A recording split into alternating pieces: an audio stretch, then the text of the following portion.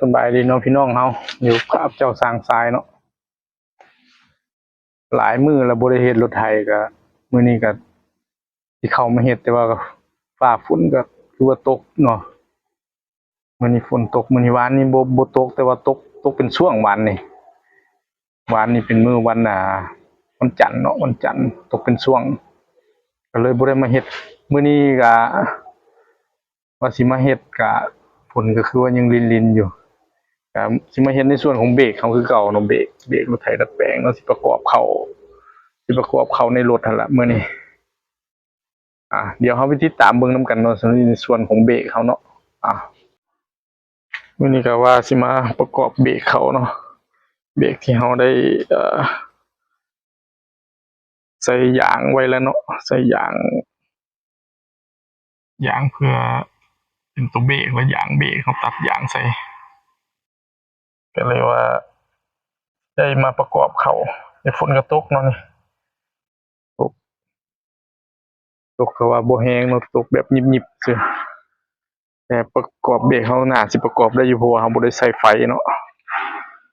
บ่ได้ใส่ไฟประกอบเบรกซื่อๆมื้อนี้แล้วก็พอดีมีตอนสวยเนาะก็สิได้ไปเอาอะไรน้ำขนส่งอีกคือเก่าเนาะเพราะว่าขนส่งเพิ่นนั่นล่ะติดต่อมาว่าอะไรเฮามาฮอดละเบรกเฮาก็สิอยู่ในบนนี้เนาะอยู่บนนี้เดี๋ยวติดตามเบิ่งนำกันเนาะเดี๋ยวเราทำการหันตัวนี้เนาะหันตัวนี้ให้อันนี้ขึ้นมาอยู่เทิงเดี๋ยวนี้มันคุ้งกับอันนี้เนาะคุ้งกับอันนี้ว่าสร้างทายติดตั้งตัวนี้ลืมเอานี้ขึ้นมาไว้เทิงก่อนก็เลยคือได้มาหันออกเอาเดี๋ยวก็หันไปเนาะมื้อนี้ก็สิบ่ได้เฮ็ดหยังหลายก็สิได้ใส่แต่เบรกเนาะเพราะว่าฝนเริ่มตกแล้วก็สิออกไปเอาอะไรเนาะไปเอาอะไรตอนบ่ายหลังจากกินข้าวสวยแล้วสั่งสายก็สิไปออกไปเอาอะไรมันมีอะไรมาอยู่ขนส่งเนาะ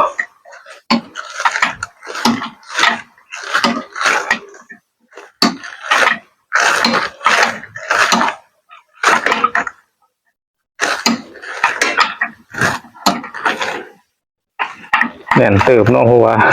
ใส่กาวเนาะใส่กาวเขาหันพอมันไม้ออกมาแล้วเขาเอามือหมุนยังบ่ได้เถอะเราต้องหันไม้ออกหลายๆจังมือหมุนจังได้เนาะตำบใส่กาวก็ยันหัวเนาะยันซึม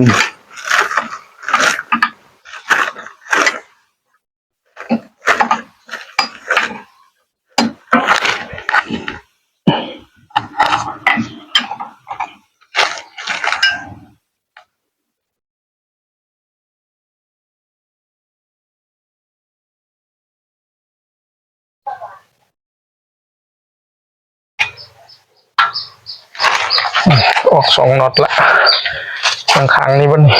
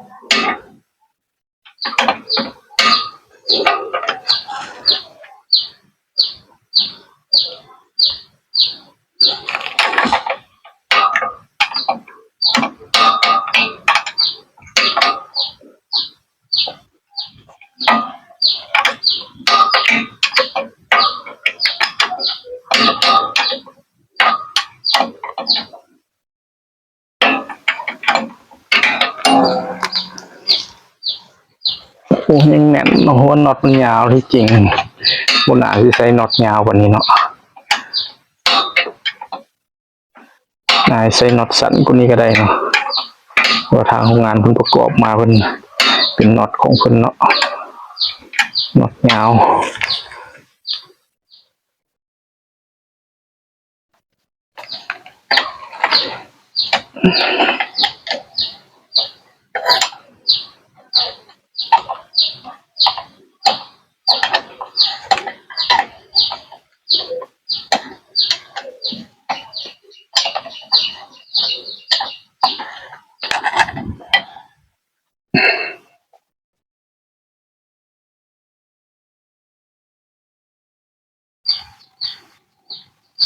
มื้อนี้ฝนตกอากาศก็เย็นดี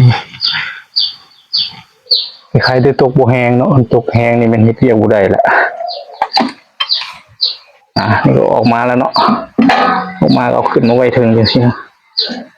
ขึ้นมาไว้ถึงจังซี่ใส่น็อตเข้าคืนหอมมา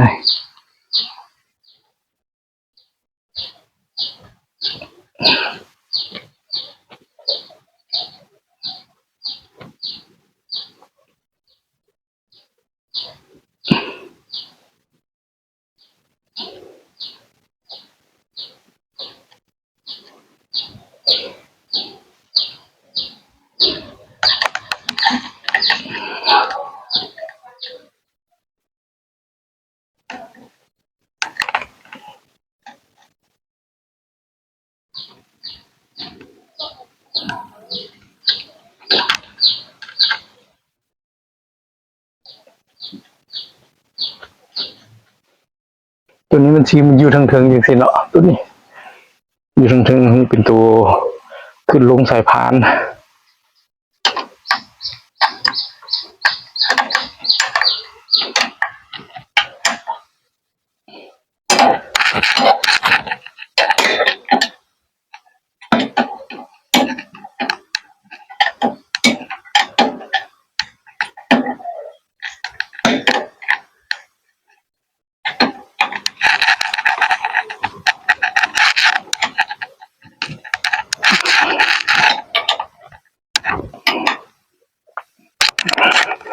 หันข้างนี้บ่นะ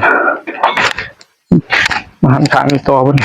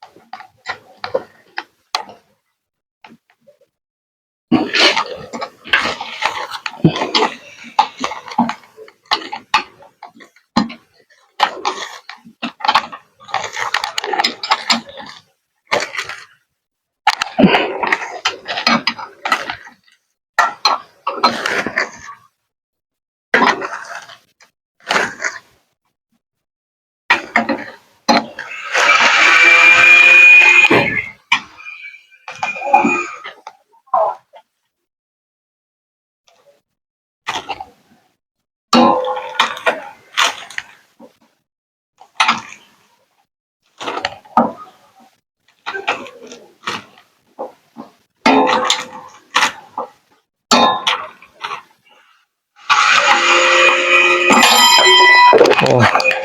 แต่งเหือมันเหียลงน้ำบ่เลยมันก็เจ็บดูดมือแต่งเหือบ่ได้มันสร้างสายนี่แต่งเหือแล้วมันก็เจ็บเหียลงน้ำบ่ละ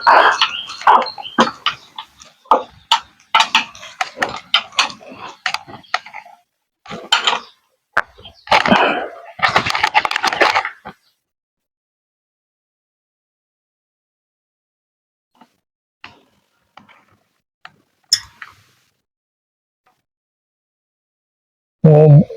เขาต้องได้ง่ายเนาะใส่บ่ได้เนาะพี่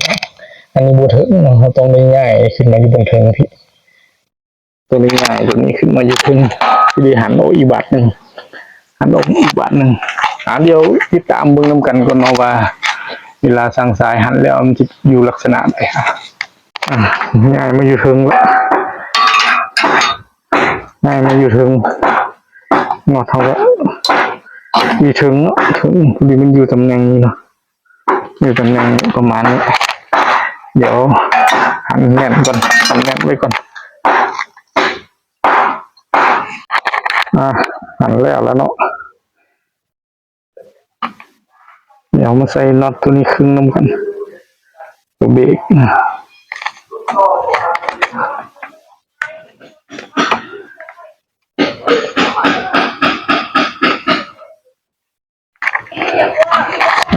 ประมาณนี้เนาะที่ยกขึ้นประมาณนี้เดี๋ยวเขาเบิ่งนำกันดีๆที่อยู่อย่างที่เนาะมันที่อยู่อย่างที่มันที่เตะใส่พานเนาะขึ้นลง